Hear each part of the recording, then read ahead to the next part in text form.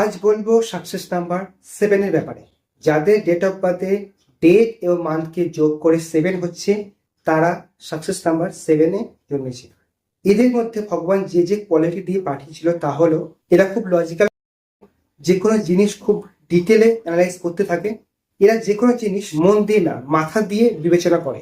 এরা যে কোনো কাজ খুব স্ট্র্যাটেজির সাথে করতে থাকে। এরা বিভিন্ন বিষয়ে নলেজ গ্যাদারিং করতে থাকে এবং সেই গ্যাদারিং করতে করতে এরা প্রতিটা ফিল্ডেই মাস্টার হয়ে যায়।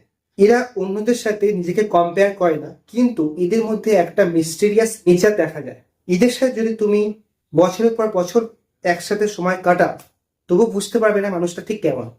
এদের অ্যানালাইসিস এবং অবজারভেশন পাওয়ার এতটাই ভালো যে এরা আগের থেকে বলতে পারে যে এই লোকটা কেমন হবে, ওই লোকটা কেমন হবে, এবং এরা এই দেখে অ্যানালাইজ করতে করতে এরা বলে যায় যে ফিউচারে এই জিনিসটা হতে পারে, এইরকম কিছু সম্ভাবনা আছে। এই ছোট ছোট গুণগুলো আপনার মধ্যে ভগবান দিয়েছিল আপনার জন্মের সময়। তার মধ্যে কি কি রিলেট করতে পারলে আমার সাথে তা শেয়ার করতে পারো, এবং যেইগুলো আপনার মধ্যে দেখা যাচ্ছে না এই মুহূর্তে, সেই কোয়ালিটিগুলো এই মুহূর্তে আপনাকে আপনার মধ্যে ডেভেলপ করতে হবে, কারণ ভগবান আপনাকে এই কোয়ালিটি দিয়েই পাঠিয়েছিল।